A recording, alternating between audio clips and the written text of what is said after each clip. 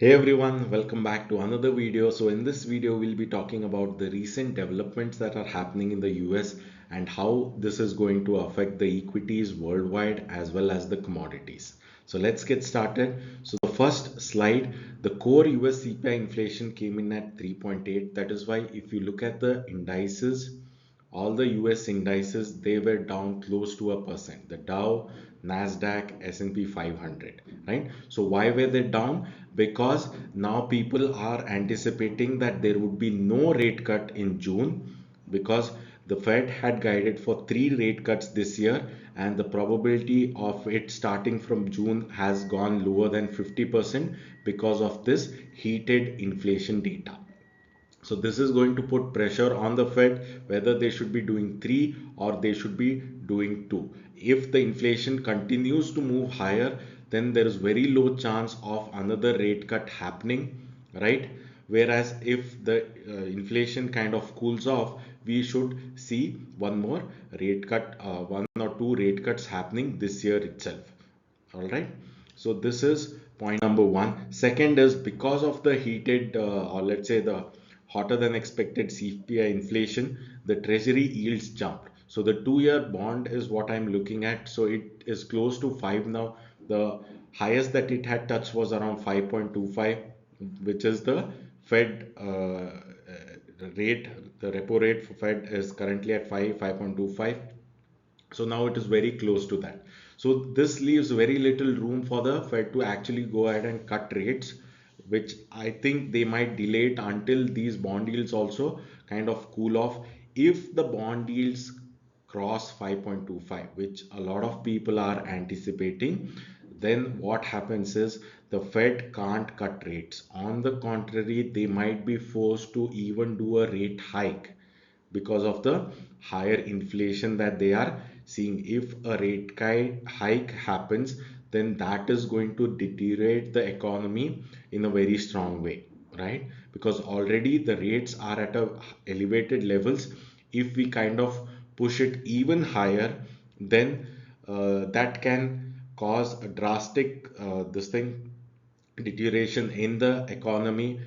And then once the rate cuts start happening, it might take a very long time for the economy to recover from such an elevated interest rates, right? So this is what the treasury yields did as of yesterday after the CPI inflation number. Next is a very important thing is the US debt has been continuously growing, right? So if you look at it, the major increase came in after the 2008. You see that gray band here. So after that 2008 thing, there was a huge jump from let's say 10 to almost 23 kind of a trillion in 2008 to 2020 in a 12-year period, right? Now what has happened is from 23 trillion, it has jumped to 34 trillion, adding 11 trillion in debt in the last 4 years itself after the COVID this thing disaster that happened, right? So after that, the US government has added close to 50% of their total debt in the just 4 years. On one side, wherein the Fed is trying to ease the inflation by kind of shrinking their balance sheet, what the US government is doing is continuously flooding the economy with more and more liquidity so that the economy does well, and because of which even the inflation is not ready to come down. Because if you flush the put more money in the system, definitely there is going to be a increase in inflation. That is what is happening, and it is a very tricky situation even for the US government, because if they don't do that, then you will see a lot of unemployment, right? Which they would not want just going into elections. If they go into elections with high unemployment rate, very high chance that they won't be elected in the coming elections as well. So the Fed US debt is continuously increasing, whereas if you see look at the Fed balance sheet, those guys have been cutting down on their assets. That is, they are shrinking their balance sheets from 9 trillion, it is now close to 7.6, 7.5 trillion, which means almost 1.5 trillion kind of they have shrunk in the last, let's say, 1 year, 1.5 years. They have done that, but they have been counterbalanced by the government spending that is continuously happening at even at a very strong pace in the recent few months. So they are adding close to like a trillion in debt in 90 days. That is what is happening. So now the Fed is in a dilemma. Why? Because on one hand they have to control inflation, so the only way to do that would be to increase rate hikes, but they're already at such a high level that further increase would cause problem for the economy, right? If they don't do a rate cut, let's say they do a rate cut right now instead of a rate hike, because usually when the inflation is hot, what they do is do a rate hike to cool off the inflation by killing the demand. Now the demand is already good. If they do a rate cut, what is going to happen? It will make the inflation go even higher. That will also cause unrest in the economies, right? Because everything becomes expensive, people would not like that as either. And also the US government, which has been continuously taking on more debt, that debt interest would also become higher, correct?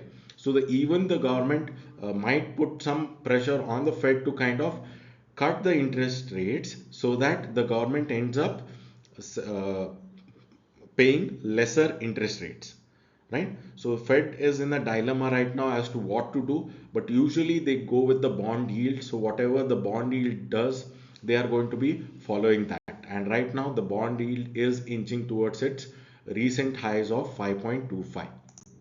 Now coming to the dollar index, which is very important to understand what is going to happen in equities worldwide as well as the commodities. So the dollar index, the stronger it becomes, usually you will see outflows from emerging markets. Why? Because the currencies become weaker. Let's say the rupee will become even weaker if the dollar index goes up, and this is going to make sure that the returns that the FIs make would be lesser compared to if the currency was stable. So this usually makes the foreigners, FIs, pull out money from the emerging markets. So if the dollar index, which is kind of making a double bottom and trying to cross the neckline, so the neckline is around 107, 107.5. If that is taken out, high chances we go back to 114, 115. If that happens, you will see a lot of fund flow from the emerging markets, even India as well.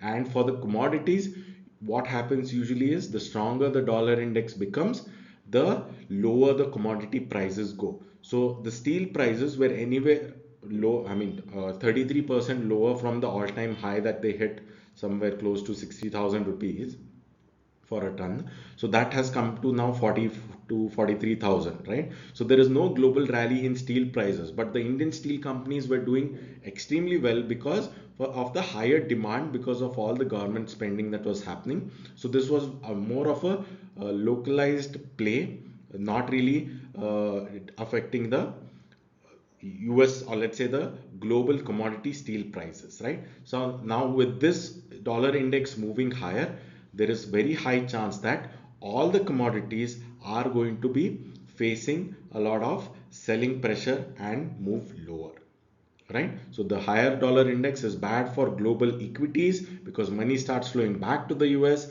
and it is bad for even the commodities because the commodity prices shrink when dollar index moves higher. So next is higher crude oil, and so the higher crude oil, so even here crude oil is kind of making a double bottom and it is close to the neckline, correct? So the neckline would be somewhere around 100, right? A little lower than the 100. If that is broken, so why is the crude oil rallying? Because of the tensions in the Middle East, the crude oil has been continuously moving higher. Even with yesterday's data, the crude oil did not come down. So if crude also moves higher, that means it is equal to higher inflation. Why? Because most of the chemicals are oil derived from crude oil itself, and even for all your logistics and everything, you need oil, right? So because of which the inflation will also be at an elevated levels if the crude oil continues to rally, right? So if crude breaks this 98, 99, that neckline, right, high chances it goes back, because that is how double bottoms usually work. to that 120 mark. If that happens, then it is going to be disastrous, because the inflation even in India is going to spike up, and probably it puts a lot of pressure on even the Indian government, because they would be spending a lot of money for this, right? So they would be left with lesser money to spend on infrastructure and all the developments, right?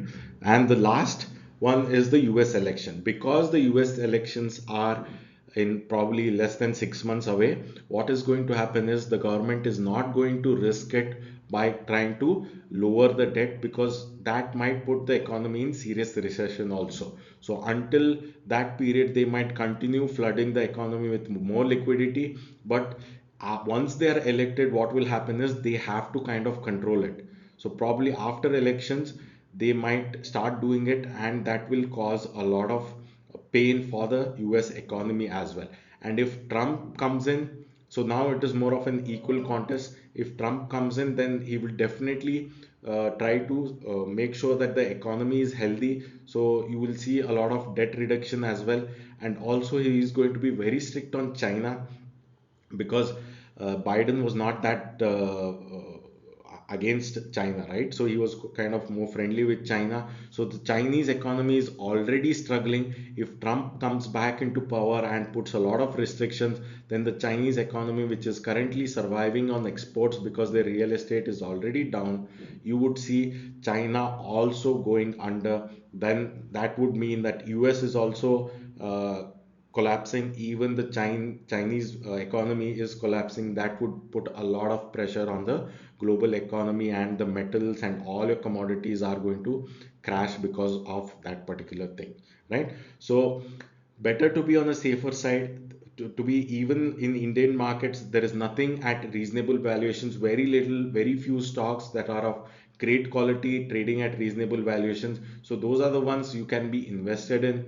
But as of now, fresh trades can be taken with a strict stop loss, but investments, I would wait for this whole thing to play out and then start investing once I get great companies at reasonable valuation. That is how you usually end up making great money as well, right? So hope this helps. Hope this helps you understand what is happening globally and how you need to position yourself for the coming few months. Thank you.